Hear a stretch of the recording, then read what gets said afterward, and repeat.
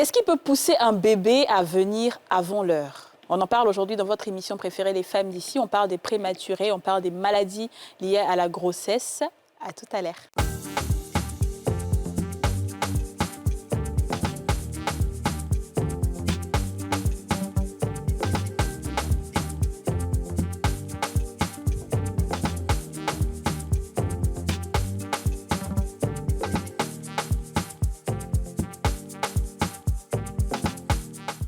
Avec son nouveau format plus économique à 1500 francs, découvrez la nouvelle Kiren 10 litres, facile à utiliser.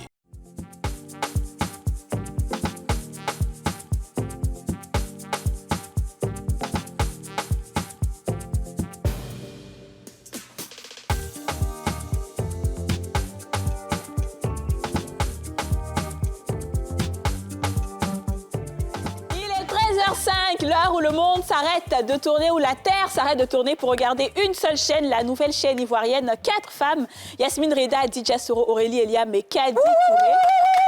L'émission en question tous les jours du lundi au vendredi à 13h05. L'émission la plus suivie du monde, l'émission où on se bat, j'avoue. L'émission où on dit haut et fort ce que les gens pensent tout bas. Hier, c'était mercredi, on a eu une émission très chaude et Yasmine et Aurélie ont fait un petit pas là. Je vais vous demander de faire l'appel, les filles. Mais, je suis au balabek. Moi, je ne suis pas au balabek quelqu'un. C'est pas la manière où on fait émission. Là, les gens profitent pour mettre leur doigt sur toi. C'est pas pour... Bon, c'est bon, faites la paix. Même si jamais qu'elle a, je ne mets jamais. Déjà, pour les gens, on a fait la paix. C'est quel genre de paix? Faites la paix, s'il vous plaît. Moi, il n'y a pas de problème avec elle. Saluez-vous. Aurélie, il faut faire le premier pas. Aurélie, il faut le premier pas. Elle qui aime bien se sonner, lever sa perruque ici. Elle a qu'à se dépasser pour Elle a qu'à quitter là ici. Elle a levé perruque là ici. Arrête de jalouse. Bon, voilà, c'est fini. Voilà. Voilà, la meilleure type du monde. Oh, vraiment. La petite fille Pablo, là, me fatigue trop. On dit, elle dit 50. 50, elle dit 30. Ah non, hier, c'était chaud. J'espère que vous avez bien dormi, hein, les filles. Après le débat très d'hier. bien. Moi, j'ai encore de m'appeler. Il dit, je ne prends pas mon téléphone. Ouais, je sais, elle m'a dit qu'elle t'a appelé, t'as pas décroché et tout ça. Ouais. Qui est que jure, c'est pas toi. Oh. T'as loupé. Alors, nous sommes avec le professeur Lasme. Elle est trop belle. Elle est trop belle. Ouais. Éminent professeur spécialisé dans la pédiatrie. Oui.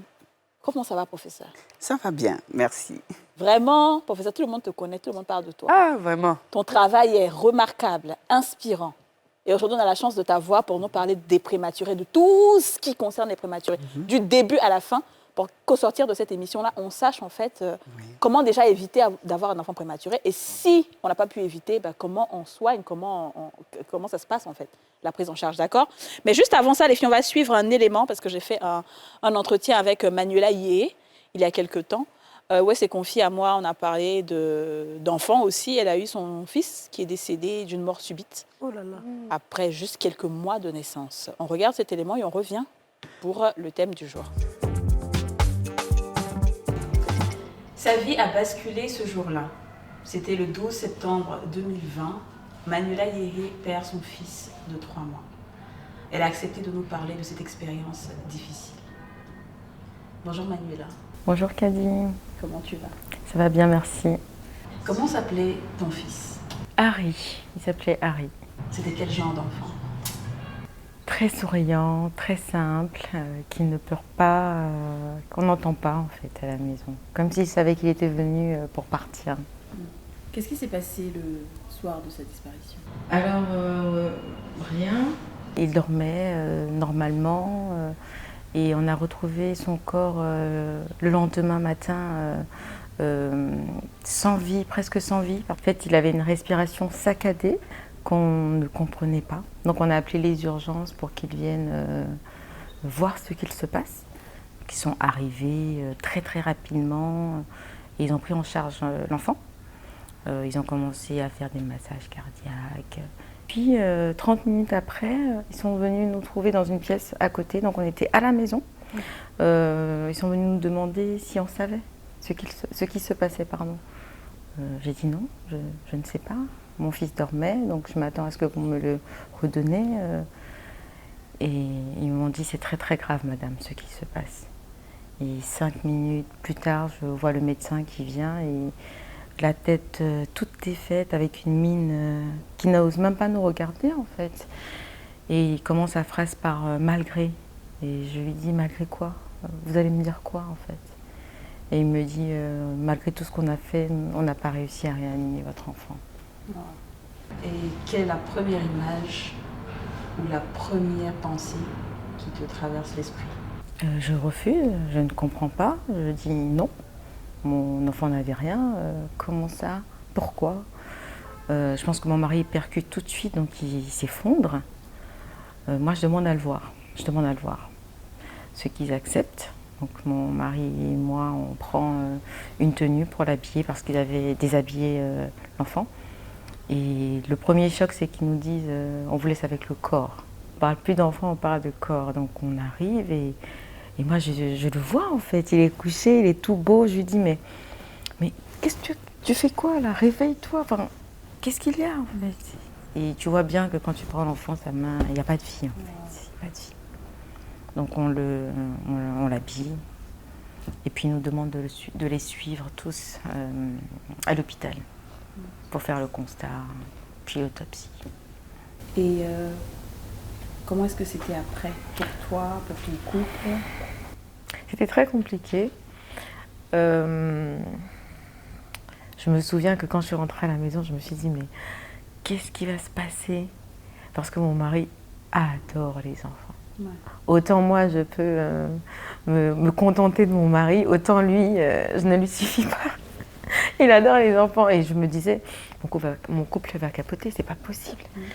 C'était très très très compliqué. Quand on ouvre la porte, quand on revient, il y avait une vie. On voit les biberons, on voit les jeux, on voit les couches. Il y avait une vie en fait. Et je pense qu'à ce moment-là, j'ai même pas réalisé qu'il était parti. Mon mari tout de suite. Moi, j'ai réalisé bien plus tard dans la nuit quand je devais lui donner à manger. J'ai commencé à... J'avais une impression d'avoir trop dormi. Donc, je me réveille, je me dis, mais il est où mon fils, pardon? J'ai trop dormi, désolée. Je suis une mauvaise maman. Et à un moment, je pense que c'est à ce moment-là que ça monte. Parce que je dis, ah! Et là, j'éclate en sanglots. Parce que depuis tout ce temps, j'avais pas pleuré. Depuis 10 ans. Je savais ce qui se passait, mais je ne voulais pas l'accepter. Ouais. Et là, j'étais face à ma réalité. Cette nuit-là, dans le lit, j'ai éclaté en sanglots. Et mon mari m'a serré très très fort. Il m'a dit « Ah, ma femme, voilà, tu viens de comprendre. Tu viens de comprendre ce qui s'est passé. » Est-ce que tu as été soutenue par tes proches, tes parents? Alors, ils étaient tous là, tous présents. Mais on reste... ça s'est passé en France, mais on reste africain. C'est ça. Et c'était très très compliqué avec les traditions. Faut pas faire ci, faut pas faire ça.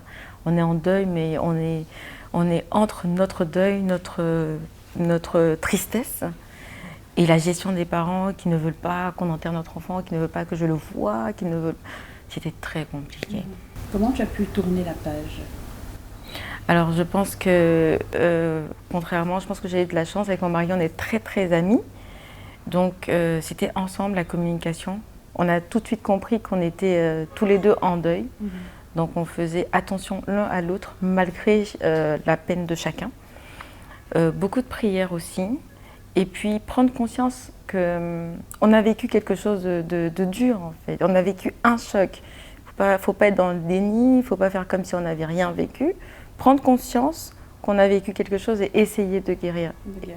Et 2 mois après, il y a un événement heureux dans ta vie. Tu découvres que tu es enceinte. Oui, alors je l'ai su le 25 décembre 2020. Je me sentais très mal. Donc je suis arrivée aux urgences où les médecins m'ont dit « Mais madame, vous êtes enceinte ?» C'était impossible. Et je pense que ça nous a beaucoup aidé à tourner la page, pour nous en tout cas. Ça nous a aidé à tourner la page et notre vie a changé du jour au lendemain en fait. C'était... Wow. Voilà, on avait prévu de ne pas passer, mon mari ne voulait pas du tout passer les fêtes, fêter Noël, parce qu'on était encore en deuil. Mais le fait d'avoir su ça, il n'était pas là, il était en déplacement. J'ai organisé avec mes amis une manière de lui dire que j'étais enceinte. Et le même jour, je peux vous assurer qu'on a fêté jusqu'à la naissance en fait. Tous les 9 mois ont été un pur bonheur. Bon, vous imaginez bien. Et c'est une fille? Oui, c'est une fille. Elle a combien de mois ou combien d'années? Là, il a eu 15 mois maintenant. 15 mois. C'était en 2020, ouais. Merci. Quel est ton but aujourd'hui, Manuela, après tout ce que tu as traversé? tu as vécu? Alors j'ai deux buts principaux. Le premier, c'est en parler, parce que je trouve que c'est un sujet tabou. On en souffre, mais on ne doit pas en parler. Et le deuxième, vraiment, c'est aider les femmes, les couples et les familles en général qui sont passées par le deuil périnatal, la perte d'un enfant. Je pense qu'il faut accompagner, il faut dédramatiser, il faut essayer en tout cas d'aller de l'avant, sinon notre vie s'arrête tous le jour où l'enfant est parti. Ouais. Je vois que tu as même fait des cartes. Oui, alors on a commencé à parler sur Instagram. Et ce qui s'est passé, c'est que l'ampleur que ça a pris, on ne s'y attendait pas du tout. Et finalement, on a décidé, comme tout le monde n'était pas sur Instagram, de mettre sur support certaines choses qu'on avait écrites et d'en rajouter d'autres. Voilà, ce sont des cartes à thème qui permettent de mettre des mots sur nos mots, comme on dit, et de parler de tout ce qu'on peut avoir comme crainte, peur. Voilà, c'est d'avancer. Je lis ici, par exemple, vivre dans le passé et la nostalgie n'ont jamais été bénéfiques. Non, surtout pour nous. D'accord, ok. Donc c'est une carte qui va aider les mamans, par exemple, à ne plus penser, à ne plus... Oui, en tout cas, essayer. Ce qui s'est passé. C'est ça. Donc chaque carte, en fait, a des thèmes qui aident le parent à surmonter cette situation. Exactement. Parce qu'il faut noter qu'en Afrique, les parents ont tendance à dire certaines phrases comme tu auras d'autres enfants. C'est très très compliqué, oui. Et comme je dis souvent, les mots blessent plus que des coups. À ce moment-là, ce n'était qu'un fœtus, tu en auras d'autres. Tu vas le remplacer, tu auras d'autres grossesses. Retombe vite enceinte, on pleure pas, des choses comme ça. C'est très très douloureux, faut pas faire ça. Ça peut être bienveillant, mais c'est pas perçu dans ce sens-là. Non, non. Okay. Donc au moins elles auront les bonnes phrases, les bons mots grâce à ces cartes-là. En tout cas, c'est toute la sensibilisation qu'on fait, en plus des cartes à chaque fois. Oui, c'est ça. Oui. Très bien. Merci de nous avoir suivis. Manuela a un moral de gagnante et nous lui souhaitons beaucoup de bonheur avec sa petite famille. Merci Manuela. Merci Cathy. Voilà, donc histoire un peu triste. Très triste, ouais. Professeur, est-ce que ça existe? C'est très commun en fait, la mort subite d'un enfant. La mort subite du nourrisson, on dira, c'est quelque chose qui arrive. Mais en Afrique, c'est un peu moins parce qu'on est quand même assez vigilant, on est très présent sur nos enfants. En Europe, c'est quelque chose qui est très connu. Ah. Mais ici, on en a quand même moins. D'accord. Alors, ça, quand ça vous dites arrive. en Europe, c'est un peu connu, c'est quoi la différence?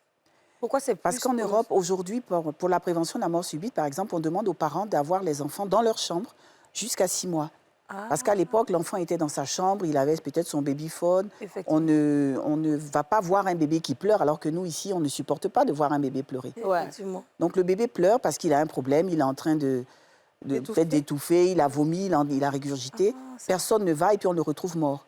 Donc la prévention de la mort subite du nourrisson, on veut qu'il n'y ait pas trop de choses dans le berceau déjà, parce que l'enfant peut s'étouffer. Et puis on fait la position de couchage, c'est sur le dos, strict. On évite de dormir sur le côté, on évite de dormir sur le ventre. D'accord. Donc ça, c'est les mesures prises par rapport à la prévention de la mort. Et puis, idéalement, avoir quelqu'un qui le surveille jusqu'à 6 mois. Ouais. Il faut qu'il y ait un adulte qui soit auprès de l'enfant la nuit et en permanence, pratiquement. Madame, si De toute façon, vous avez répondu. répondu à ma question. Ce que je voulais demander, c'est que c'est vrai que souvent, nous, les mamans, moi, je me rappelle avec mes 2 enfants, je les couchais beaucoup sur le ventre. Et je surélevais légèrement le matelas pour qu'ils dorment bien. Parce que souvent, sur le dos, ils pleurent beaucoup. Sur le côté aussi, on a un peu peur. Mais là, vous venez de dire que sur le ventre même, il ne faut même pas coucher le bébé. Non, la prévention de la mort subite du nourrisson, c'est couchage sur le dos. D'accord. Il y a 20 ans, 21 ans, il y a longtemps, on dormait sur le côté, on dormait sur le ventre.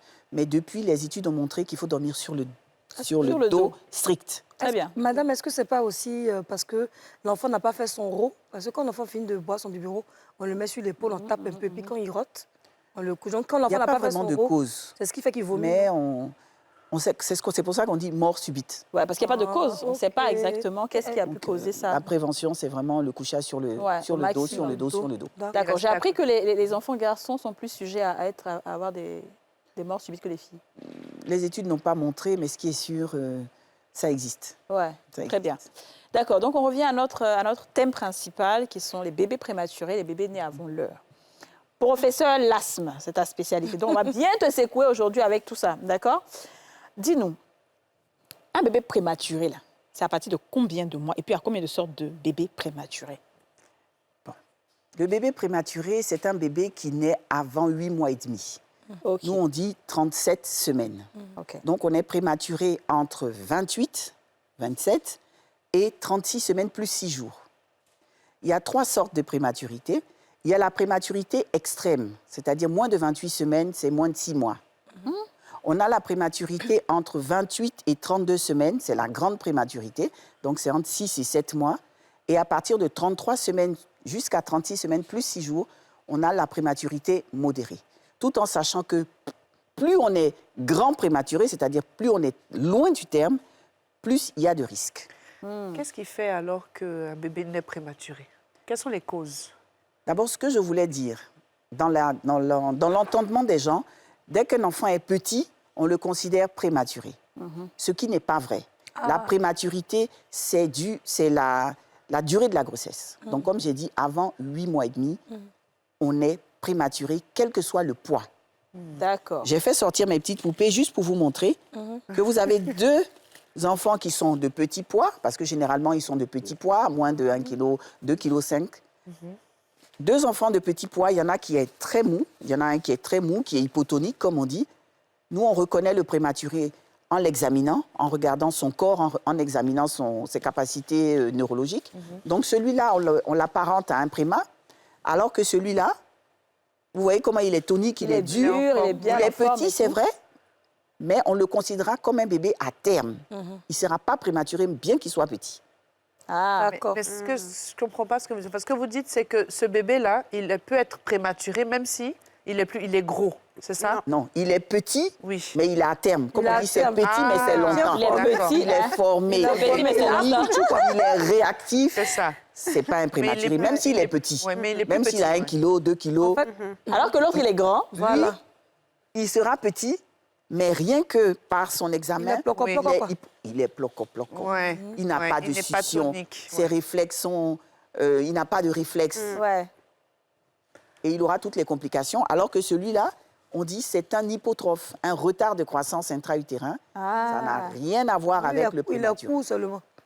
Il est court, il est petit, mais il est vieux. il est arrivé, comme on dit. Il est arrivé, voilà, arrivé. c'est ça. En OK. parlant de prématuré, c'est quoi les conséquences pour l'enfant? Un enfant prématuré, c'est quoi les conséquences sur sa santé? Il y a beaucoup de conséquences. Le grand prématuré, voilà mon petit grand prématuré, et le prématuré modéré. Vous voyez? Ouais. Mais c'est vraiment le cerveau qui fait la différence. Donc, il y a combien Mais avant il a ses yeux. avant les conséquences, On a les j'avais causes. demandé justement les causes. Les causes. Qu'est-ce qui cause Les causes de la prématurité sont multiples. On a des causes... bon, déjà, il y a la prématurité spontanée, c'est-à-dire la dame est enceinte, elle accouche de manière prématurée. Et il y a ce qu'on appelle aussi la prématurité induite. C'est le prématuré qui est né par décision médicale, Ouais. soit pour sauver la mère, Ouais. soit pour sauver l'enfant parce qu'il a un problème. Maintenant, dans les prématurités spontanées, il y a les prématurités dues à la mère et puis les prématurités dues, je dirais, au fœtus, au bébé. La mère, on a déjà son mode de vie. Est-ce que c'est une maman qui est trop jeune? Est-ce que c'est une maman qui est trop âgée? Est-ce que c'est une maman qui est de petite taille? Est-ce que c'est une maman qui est malnutrie? Est-ce que c'est une maman qui a elle-même des maladies? Diabète, hypertension, drépanocytose, maladies chroniques comme insuffisance rénale, insuffisance cardiaque. Est-ce que c'est une maman qui a des infections? Il faut savoir ça. Il faut voir aussi les antécédents de la mère. Si c'est une mère qui a des antécédents déjà de prématurité, on fait attention. Est-ce qu'elle a des avortements à répétition? Elle a un risque de faire un prématuré. Est-ce qu'elle a un utérus qui est mal formé? Est-ce qu'elle a un utérus qui a beaucoup de fibromes? Donc, ça veut dire que cet enfant n'aura pas de place dans l'utérus, il va sortir plus vite. Et puis, au niveau du col, est-ce que c'est une maman qui a un col qui est compétent? Parce qu'on a l'utérus, on a le col de l'utérus, et parfois, on a ce qu'on appelle une béance du col, qui fait que la mère accouche prématurément. Mais est-ce que toutes ces maladies, entre guillemets, la mère doit faire des examens avant de tomber enceinte pour connaître le risque, ou alors c'est pendant la grossesse, au fur et à mesure des consultations, qu'elle va se rendre compte qu'en fait, elle risque d'avoir un prématuré? Bon, déjà, il y a les maladies chroniques qui sont là. Il y a la condition de la mère. Si c'est une mère qui est fumeuse, qui boit de l'alcool, qui se drogue, on a des risques. Ouais. Maintenant, il y a des maladies pour lesquelles la mère ne peut rien. Par exemple, les causes ovulaires. Une maman qui fait une infection, ce n'est pas de son fait. Ouais. Une maman qui a une grossesse gémellaire, ce n'est pas de son fait non plus. Gémellaire, c'est quoi? Les jumeaux. Des jumeaux. Ou plus, 2, 3. Maintenant, on a des triplés, on a des quadruplés. Donc, ce sont des enfants à risque de sortir prématurément. Très bien. Alors, je veux qu'on aille un peu sur l'entendement parce qu'il y a beaucoup de choses qui se disent sur les prématurés. Aujourd'hui, on aura la bonne version, mais en attendant, on va poser la question aux Ivoiriens. Qu'est-ce que vous avez entendu sur les prématurés? On vous écoute dans ce micro-trottoir.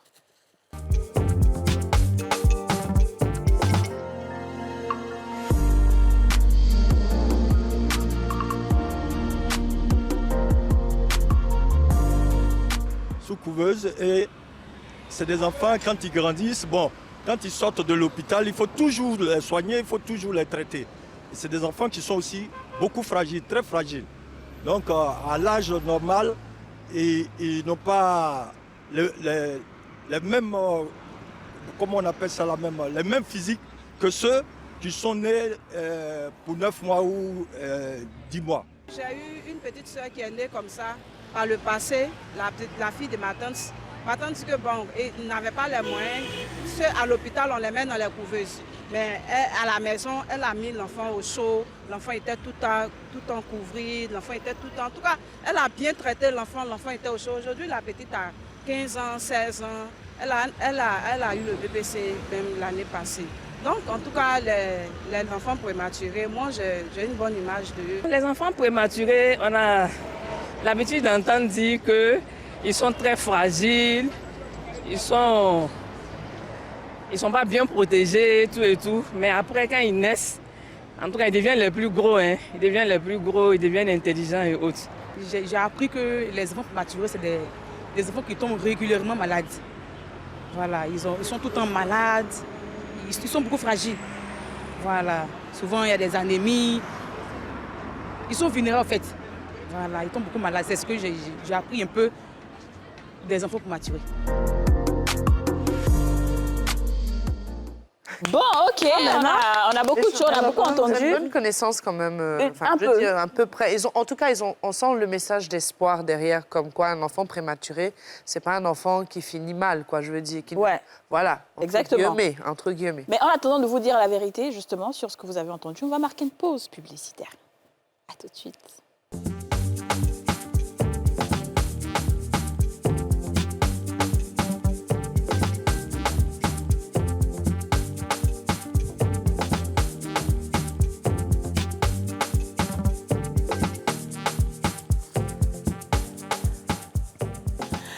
Sur le plateau des femmes d'ici, on parle à des prématurés, les bébés nés avant l'heure. Nous sommes avec le professeur Lasma Evelyne. Et enfin, elle va tout nous dire sur les prématurés et savoir si les préjugés qu'on a entendus dans ce micro-trottoir sont vrais ou pas vrais. Bon, il y a beaucoup de vrais. OK. Il y a beaucoup de vrais parce qu'un enfant qui naît prématuré, il est, comme je dis aux mamans, il est formé, mais il n'est pas mûr. C'est ça. Donc, cette immaturité, c'est cette immaturité qui fait toute la différence. Et plus vous êtes prématuré, plus vous êtes immature. Donc, un enfant grand préma ou prématuré modéré, il a un risque, dès qu'il sort, déjà de se refroidir, de faire ce qu'on appelle une hypothermie. Voilà pourquoi il faut le réchauffer. À l'hôpital, on met dans des couveuses. Au village, on les met auprès du feu, on les emballe, ils sont dans la cuisine pratiquement. Ah ouais? Ceux qui survivent, oui. Okay. Donc, on recommande de les réchauffer. Vous pouvez voir les mettre bébés à côté de gaz là-bas. C'est pas le gaz, c'est pas le gaz. Mais au feu de bois, dans la cuisine, au village, il fait chaud. On le met dans un endroit où il fait chaud. D'accord. Déjà, ça permet à l'enfant de ne pas... Parce que le froid tue le prématuré. Le froid tue le prématuré. Immédiatement après la naissance, ce sont des enfants qui posent souvent des problèmes respiratoires. Ouais. Voilà pourquoi on est amené parfois à les oxygéner, à les mettre des fois sur la machine pour les aider à respirer. Un prématuré, étant donné qu'il est immature, il va oublier de respirer. Donc, il faut les stimuler. On leur donne de la caféine. La caféine, ça les stimule, ça fait qu'ils n'oublient pas de respirer. Bébé, là? Oui. Café. Ce que je veux savoir, il y a des gens qui disent que c'est mieux de faire un prématuré de 8 mois, enfin, un prématuré de 7 mois, plus qu'un prématuré de 8 mois. Ça veut dire quoi, ça? Si vous faites un prématuré de 7 mois, c'est une croyance populaire. Parce que On dit qu'à 7 mois, l'enfant est mieux, mais à 8 mois, il redevient du sang. C'est ce que j'ai entendu ça aussi. Il redevient du sang. Mais c'est vraiment une croyance populaire parce que en pratique, c'est pas logique et ça ne se voit pas. Le prématuré de 7 mois est beaucoup plus grave que le prématuré de 8 mois qui se rapproche d'un enfant presque à terme. Donc, il a moins de complications. Il va respirer mieux, il va digérer mieux. Donc, c'est faux. C'est faux. Voilà, c'est faux. C'est faux. Bon, alors, Tata, moi, j'ai 2 questions, si vous permettez. La première question, j'ai ma voisine, souvent la nuit, j'entends qu'elle fait parler avec son mari. Hein, ta tête, un enfant prématuré, là. Bon, donc, je me suis posé la question, c'est quoi? Elle veut dire quoi par là? La tête d'un enfant prématuré. Est-ce qu'elle a une tête spéciale? Est-ce qu'ils ont une tête spéciale? Elle insulte le monsieur. Bon, j'explique, le monsieur, sa tête est un peu longue. En fait, lorsqu'on est prématuré et qu'on est hospitalisé longtemps, généralement, avant, les gens on les couche sur le ventre. Jusqu'à 34 semaines, un prématuré est mieux sur le ventre. Je viens de vous dire qu'il faut dormir sur le dos. Oui, exactement. Pour les enfants à terme. C'est ça. Mais pour le prématuré, on le met sur le ventre. Ça lui permet de mieux respirer, ça lui permet de mieux digérer. Donc, en étant couché sur le ventre, la tête sur le côté, effectivement, le crâne qui se développe a des compressions, donc ça fait que la tête se développe en longueur. Quand ici, elle devient un peu gros, non? Sphérique. Et puis, c'est un mince. Au lieu d'être sphérique, elle se développe en longueur. Mais vous qui êtes à côté de l'enfant, parce qu'il y a des gens qui le veillent tout le temps, vous ne pouvez pas masser sa tête? Non, on a des soins de développement. Aujourd'hui, il y a le cocooning. On essaie de faire en sorte qu'il y ait le modelage du crâne. Mais oui. Mais ce n'est pas toujours évident. Nous, même quand nos enfants naissent, même on masse un peu pour pas toujours évident. C'est aussi que quand l'enfant est prématuré, la préoccupation majeure des médecins, c'est sa santé, sa survie. C'est vrai. C'est pas la forme de sa tête, en fait. C'est plus... Alors, la deuxième question, au niveau de... Vous avez parlé de prématuré de 6 mois. Ça, je me suis vraiment posé la question parce qu'il y a des femmes, pour des raisons on va dire pas pour des raisons dramatiques ou des raisons d'obligation. Il y a des femmes à 6 mois délibérément qui font des avortements. Donc, ce qui revient à dire qu'à 6 mois, l'enfant est déjà formé. D'autant plus qu'il peut sortir et puis on peut le mettre sur une couveuse et puis vivre. Tout à fait. Donc, si je comprends bien, c'est pour ça que des fois, il y a dans certains avortements, on entend souvent qu'il y a des os qui sont restés, des trucs de l'enfant. C'est pour ça que la femme ne peut plus faire des enfants parce qu'il est déjà formé ou bien non, ça n'a rien à voir. Non, pas du tout, pas du tout. L'âge de la viabilité, aujourd'hui, l'OMS estime qu'à 22 semaines, c'est-à-dire à 5 mois, si vous avez 5 mois de grossesse et 500 grammes, vous êtes viable et on doit pouvoir s'occuper de vous. D'accord. Je peux comprendre en français, ivoirien, là, il n'y a pas tout compris. Une grossesse de 5 mois, chez un enfant qui a au moins 500 grammes, de chances de vivre. On doit s'en occuper. C'est la limite de la viabilité. C'est-à-dire, on considère que c'est un enfant, si on s'occupe de lui, il peut vivre. Pas 4 mois, il a 5 mois avec 500 grammes. Elle a accouché. Du côté du gynécologue, on parle d'avortement tardif. Mais du côté du pédiatre, on parle d'extrême prématurité. Aux États-Unis, en Europe en tout cas, ils s'en occupent. Mais nous, ici, 22 semaines, non.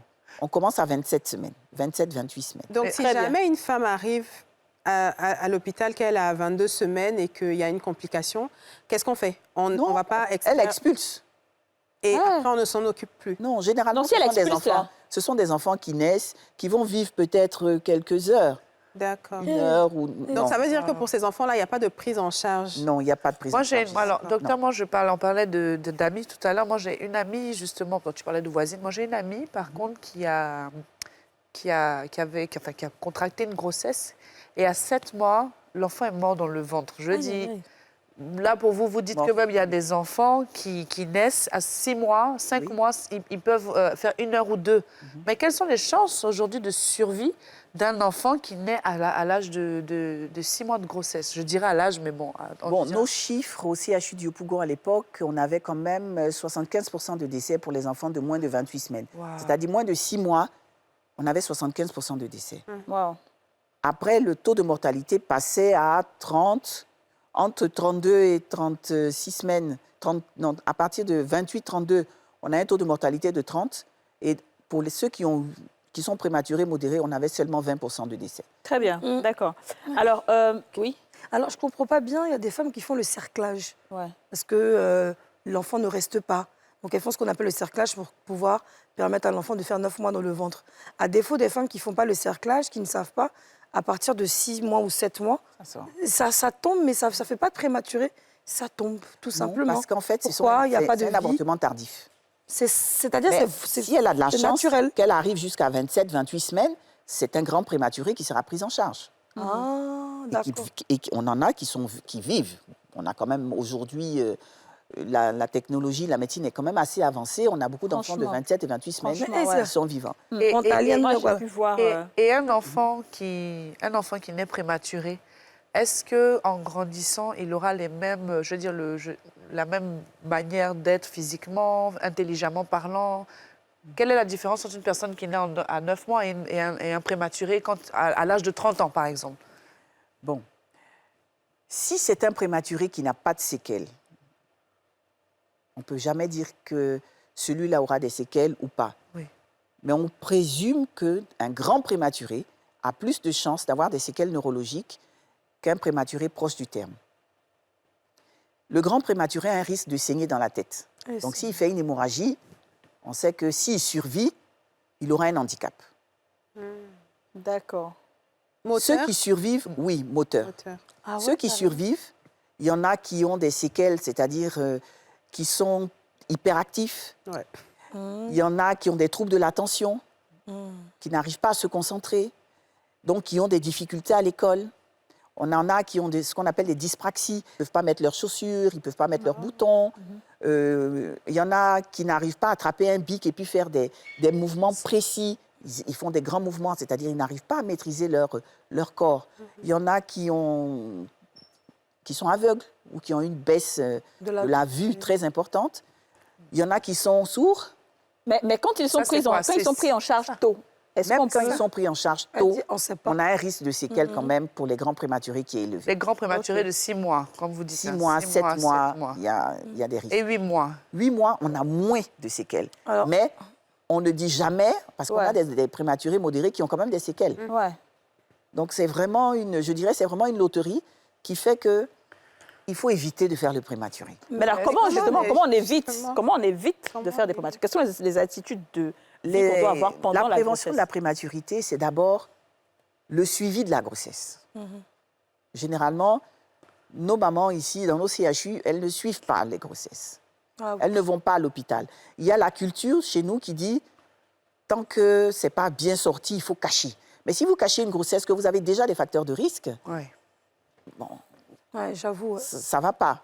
Donc, il faut absolument que, dès que la grossesse est soupçonnée, qu'on fasse le diagnostic et puis qu'on fasse le bilan. D'accord. Le suivi, il y a un bilan qu'on doit faire, un bilan sanguin, des radios. Mais la plupart des femmes, dans nos CHU et dans les centres de santé, ne font pas le bilan. Donc, on ne peut pas dépister. Si vous arrivez tard, on ne peut pas dépister les facteurs de risque de prématurité. Très bien. Et comment elle-même doit se comporter? Il paraît qu'il y a des postures qu'on ne doit pas avoir, la cigarette, non, une dame. D'abord, vous êtes suivie, vous allez à l'hôpital. Vous évitez tout ce qui est facteur de stress. Si vous êtes une coiffeuse, vous ne restez pas debout tout le temps. Vous évitez de faire de longs trajets. Parce que plus vous faites des longs trajets, plus vous secouez, plus vous avez le risque de faire un avortement, sinon un accouchement prématuré. D'accord. Si vous êtes fumeuse, vous avez on dit zéro alcool. Zéro alcool. Parce que vous avez le risque d'avoir ce qu'on appelle le syndrome d'alcoolisme fœtal. La maman boit, le bébé qui est dedans boit aussi. Parce qu'il est en train de se développer. Donc l'alcool va entraîner beaucoup de complications sur ce fœtus. Il risque d'être prématuré. Même s'il arrive à terme, il risque d'être handicapé, c'est-à-dire un attardé mental, à cause de l'alcool. Waouh. Alors, madame, c'est trop de questions, mais je vais prendre deux comme ça au pif. La femme, vous buvez de l'alcool, automatiquement l'enfant boit. Donc, ce qui voudrait dire que quand la femme est enceinte et qu'elle a des envies, c'est vraiment les envies du bébé ou c'est vraiment les envies de la femme? Non, à un moment donné, on dit mon enfant veut manger glace. C'est des signes sympathiques. Mais je suis désolée, si votre enfant a envie de prendre un bon whisky ou bien du vin, c'est pas normal. C'est pas l'enfant qui a envie. Ben oui, parce qu'il y a plein de dames, par exemple, qui disaient que quand tu bois certaines boissons, ça donne un beau teint à l'enfant. La bière, voilà. La bière. Les mamans boivent de la bière pour avoir un beau teint. Le teint à l'enfant, un beau teint. C'est vrai que la bière donne un beau teint, mais de préférence, buvez de la bière sans alcool. Puisque pendant la grossesse, c'est dit tolérance zéro. Parce qu'il y a des femmes qui boivent, qui font des enfants normaux. Il y en a qui ont bu un seul verre. Mais le problème, c'est que vous buvez le seul verre, vous ne savez pas à quel moment du développement votre enfant est. C'est ça. Et ça crée des problèmes. L'enfant, 9 mois, 10 mois, 11 mois, tu n'accouches pas. Ça, on appelle ça comment maturé, alors. Non. C'est le post-mature. On appelle ça le post-mature. C'est-à-dire celui qui naît avant est le prématuré et celui qui naît après le terme est le post-mature. Mais c'est dangereux aussi, non? Oui, parce que le placenta n'est plus compétent pour nourrir l'enfant. Il y a un risque de mort in utero. Oui, parce donc, que dans les ça, deux cas. la nature a fait en sorte qu'il y a un timing. Ouais. Mais pour Avant, les c'est pas post-matures, bon. Après, quand c'est une pas dame, des fois, il y a des femmes qui me disent « j'ai été enceinte 1 an ». C'est pas si évident que ça. Il se peut qu'elle ait été enceinte que les 9 mois, mais que pendant 3 mois, elle n'a pas vu ses menstrues. Elle se croyait enceinte et elle a pris sa grossesse après. Ouais. Moi, j'ai eu ça. Ouais. On a une vidéo d'une maman, Lisa Nadège, qui a eu un bébé prématuré. Je pense que son bébé est né avec 500 grammes. On va regarder. Bonjour, je suis Lisa Nadège, épouse Soumoro, mère de 3 magnifiques petites filles, dont la dernière est née à 500 grammes avec 25 semaines de grossesse. Donc, ce qui veut dire 6 mois. La prise en charge a été très rapide. Nous avons fait 9 mois à l'hôpital, donc des mois très difficiles. À la sortie, nous avons eu de l'oxygène à la maison pendant au moins... Voilà, c'est elle qui parle et qui s'exprime aujourd'hui. On a eu de l'oxygène pendant au moins 6 mois et aujourd'hui, on a encore de l'oxygène le soir. Donc, la prééclampsie, c'est une maladie qui est très grave, qui est complètement méconnue.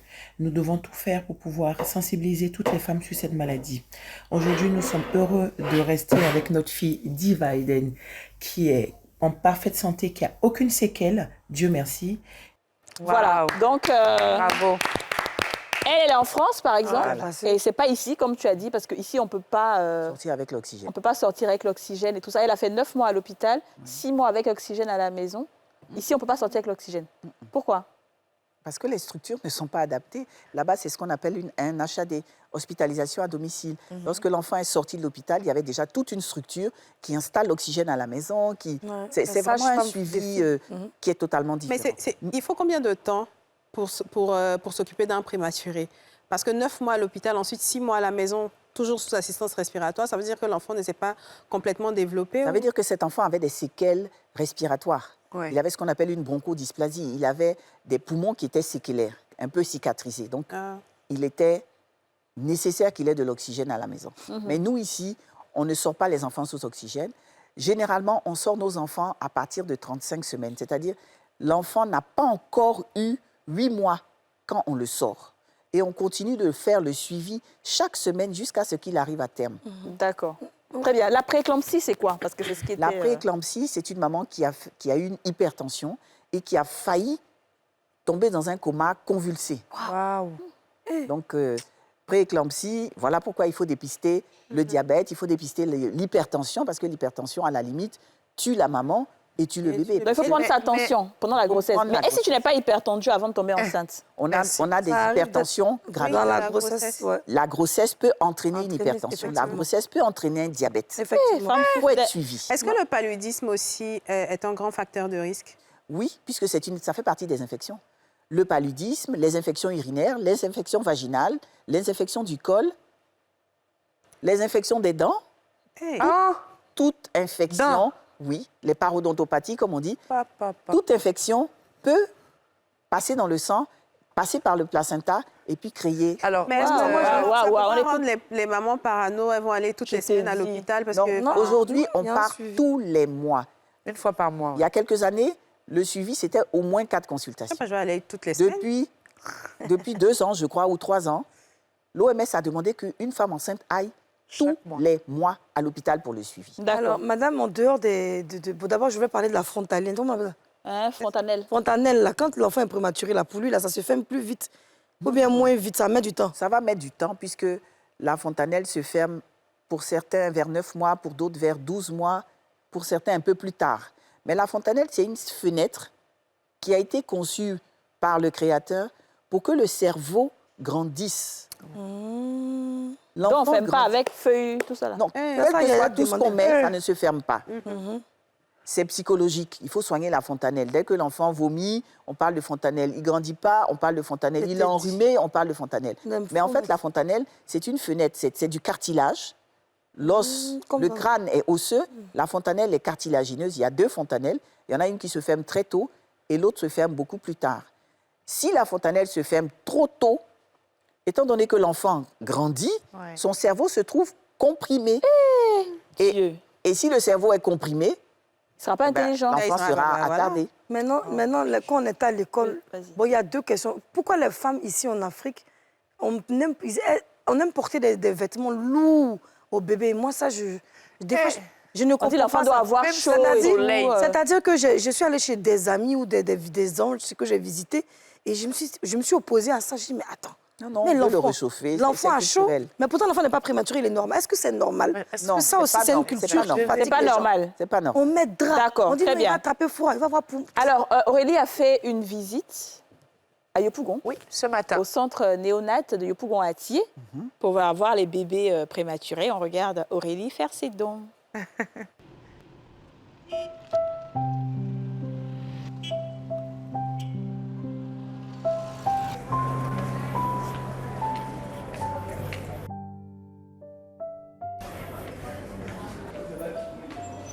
Bonjour docteur, bonjour madame, vous allez bien? Ça va très bien. Merci vraiment de nous recevoir dans votre hôpital.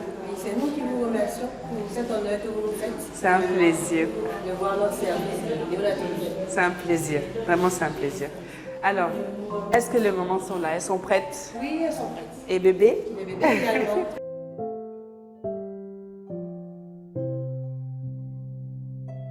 Et voilà, on est prêtes pour aller voir les mamans et les bébés.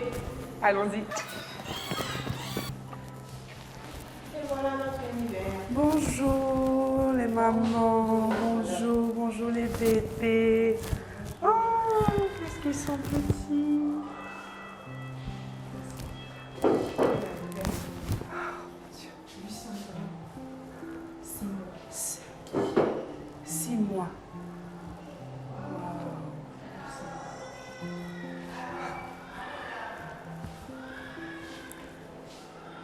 Bonjour maman. Bonjour madame. Bonjour maman. Alors nous sommes actuellement avec 2 mamans de bébés prématurés. Voici maman Khadija, maman Guéhi. J'espère que vous allez bien. Dieu merci. D'accord. Je vais m'installer à côté de vous. Maman Khadija, alors montre-moi ton bébé, si tu permets. Viens avec moi. Alors.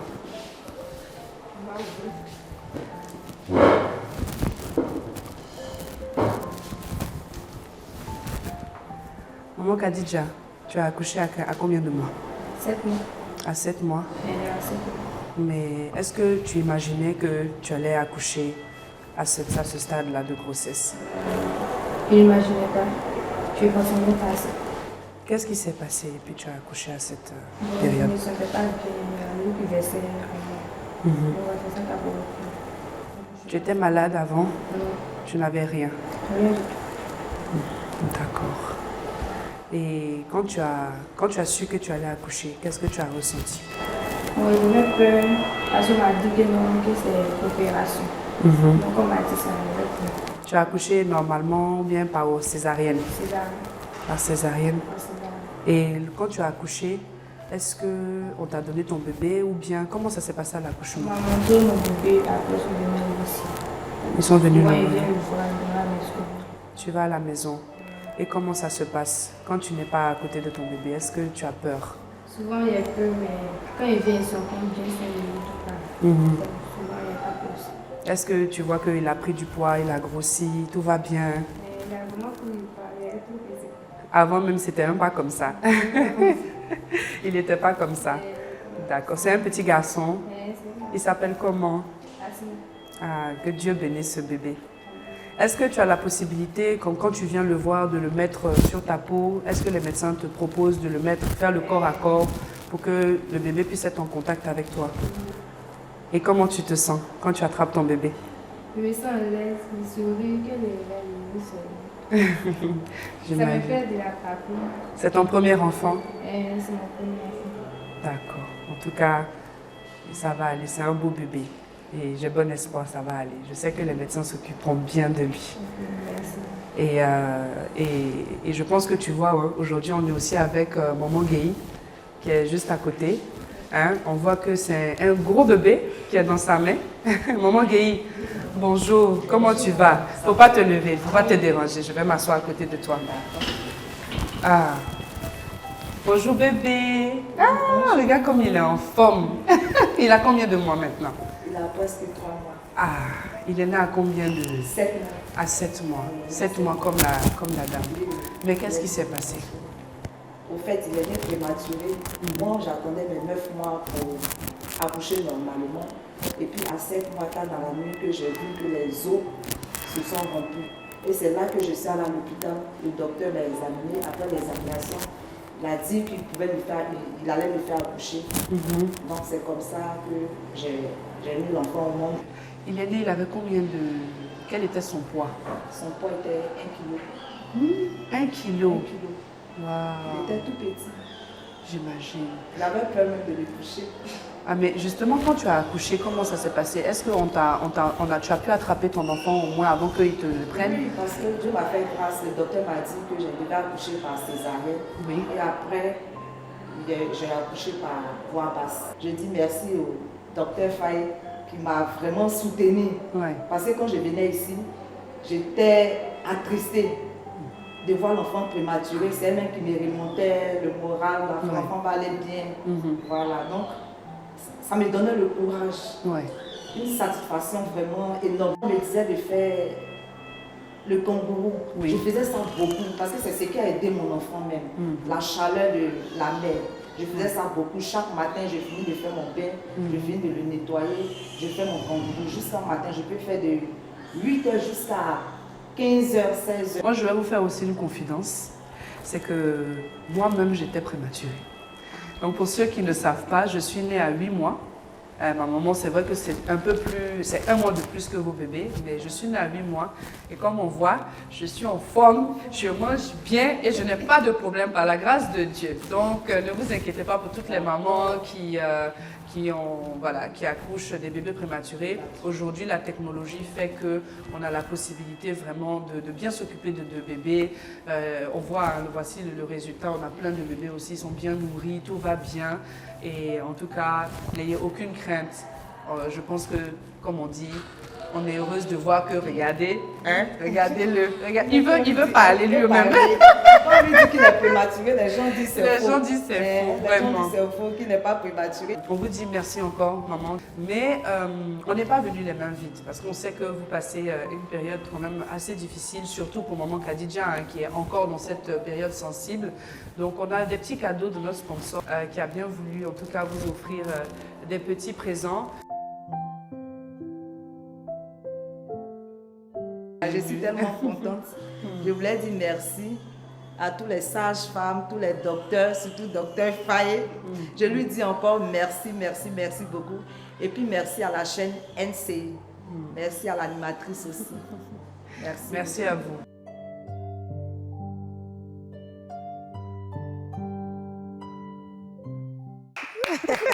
Ah, non, là. D'accord. Non.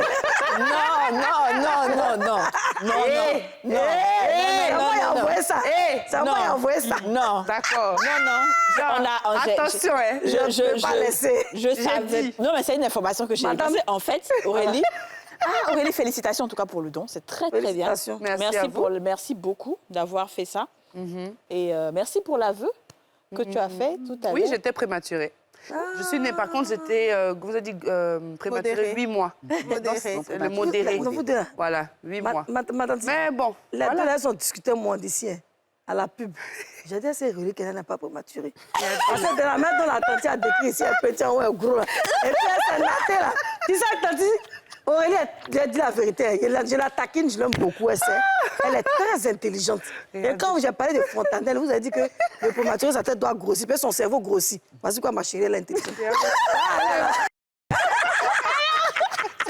C'est nous là, la destinée de la tête de la gloire. On est fiers. Mais tu as eu plus dernièrement, ça peut être intelligent. On a réussi. On verra. Ils vont marquer une pause publicitaire. Les filles là, on est terribles. On va marquer une pause publicitaire et on se retrouve tout juste après pour la 3e partie de cette émission. Tout de suite.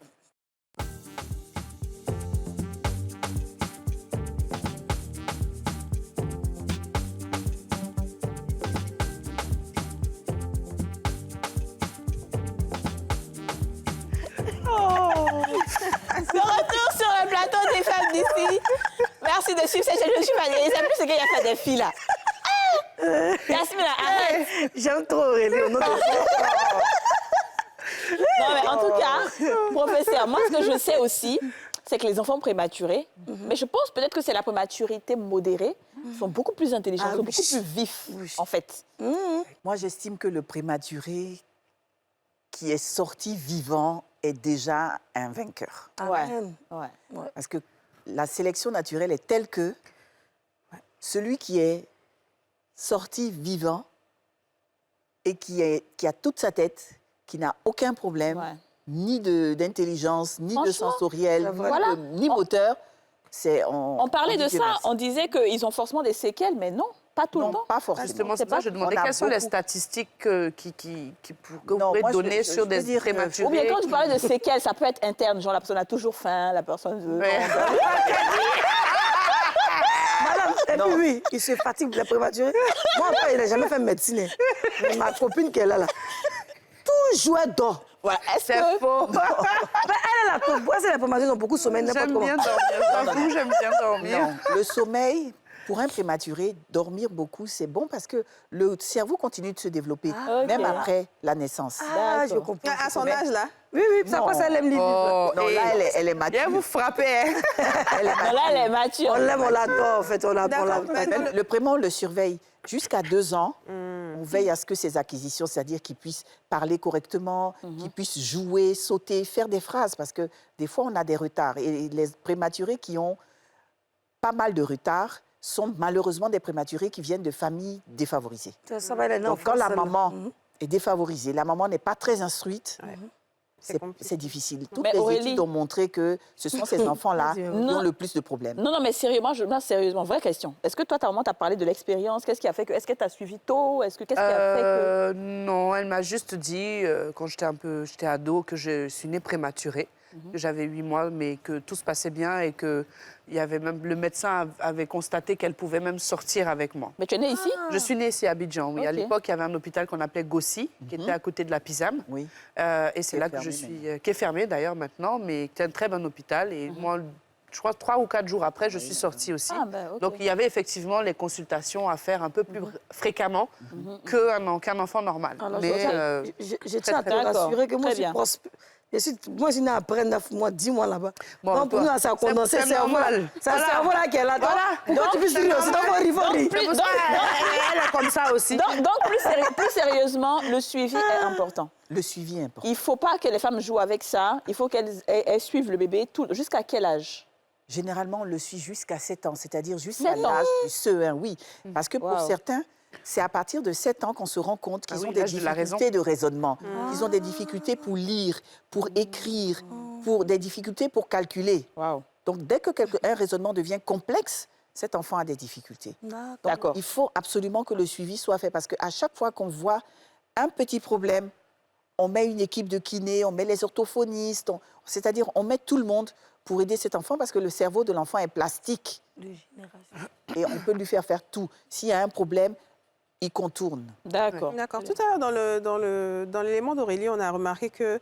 Enfin, j'ai remarqué qu'il y avait des couveuses, mais il n'y avait pas de lumière bleue ou jaune. Je ne sais plus c'est quelle couleur. En tout cas, je pense que c'est bleu qu'on voit souvent chez les prématurés. Bon, la lumière bleue, c'est ce qu'on appelle la photothérapie. Et la photothérapie est le traitement de l'ictère.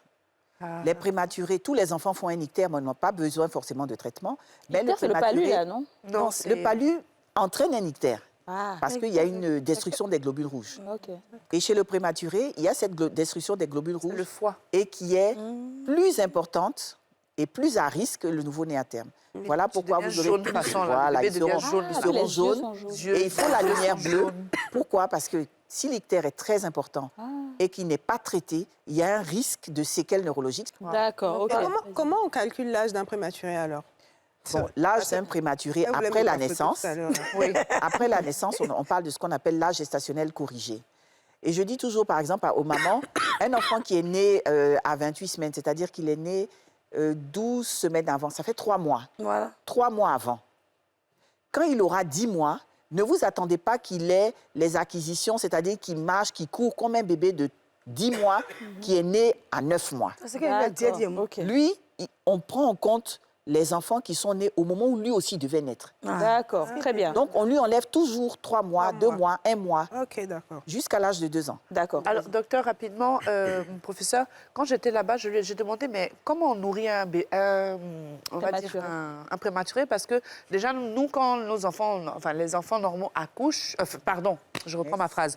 Quand les enfants normaux naissent, c'est 30 millilitres qu'on donne de lait. Mais le docteur qui était là, docteur Faye, nous disait que c'est 5 millilitres qu'on donne, mais il y a aussi la possibilité avec la maman de mixer avec le sein. Est-ce que c'est vrai? Non, son estomac Donc, est quand on petit. dit mixer, l'enfant ne peut pas prendre directement le sein parce que la succion n'est pas présente avant 34 semaines. C'est-à-dire avant 7-8 mois, la succion n'est pas présente. Mais on les gave, on leur fait du goutte à goutte.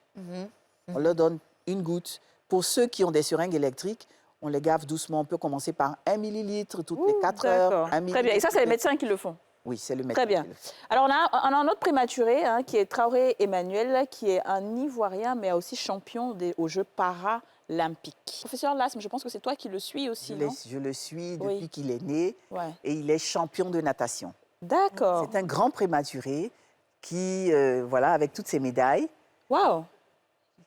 qui est champion. Il est médaillé d'or au 25 mètres nage libre, il est médaillé de bronze au relais. Il est médaillé de bronze. En fait, c'est un champion de la Côte d'Ivoire. Bravo! Mais quand on dit paralympique, il a participé aux Jeux paralympiques de 2019 à Abu Dhabi. Oui. Mais donc, qu'est-ce qu'il a comme handicap? Parce que là, parce qu'on ne le voit pas. En fait, lui, il a ce qu'on appelle des troubles cognitifs.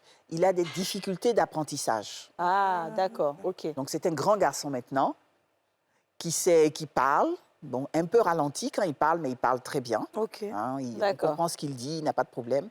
Mais au niveau scolaire, il a eu des difficultés parce que lui, il a ce qu'on appelle des séquelles cognitives. L'apprentissage, les mathématiques, tout ça, c'est difficile. Mais il chante, il siffle, il peut imiter tous les sons des animaux. Wow. Il est champion. Et la Côte d'Ivoire est fière de lui. Champion de Côte d'Ivoire. Champion olympique. Oui, champion olympique. Il a dépassé la Côte d'Ivoire. Alors, professeur, on est à la fin de cette émission. Est-ce que tu as un mot de fin à dire pour toutes les mamans qui regardent, qui ont des prématurés ou qui sont enceintes? Pour les mamans qui sont enceintes, je voudrais qu'elles fassent suivre leur grossesse pour qu'on puisse identifier tous les facteurs de risque. 6 facteurs de risque identifiés qu'on puisse traiter. Pour celles qui ont eu les prématurés, c'est un parcours de combattant. Surtout le grand prématuré, c'est beaucoup de larmes, c'est beaucoup de stress, mais c'est beaucoup de joie aussi le jour où on fait sortir l'enfant. C'est beaucoup d'argent. C'est beaucoup d'argent. C'est beaucoup d'argent. Mais il est très important qu'elles ne se découragent pas et qu'elles fassent suivre leur enfant régulièrement. Parce qu'on a vu des enfants qui avaient des problèmes, mais parce qu'ils ont été suivis, parce qu'ils ont été encadrés. Le corps à corps aussi, ça aide beaucoup. Le kangourou. Parce qu'ils ont été suivis, en tout cas, ils ont pu rattraper. Et j'ai une petite de 4 ans aujourd'hui qui est parfaite. Alors qu'au départ, c'était pas le cas. C'est ce qu'on souhaite à tous les prématurés. Faites suivre vos grossesses. On sait que souvent, ça coûte cher, mais n'hésitez pas à prendre la tâche auprès du professeur. Merci beaucoup de nous avoir suivis. On se retrouve demain pour un nouveau numéro des Femmes d'ici. Bye bye. Avec son nouveau format plus économique à 1500 francs, découvrez la nouvelle Kiren 10 litres, facile à utiliser.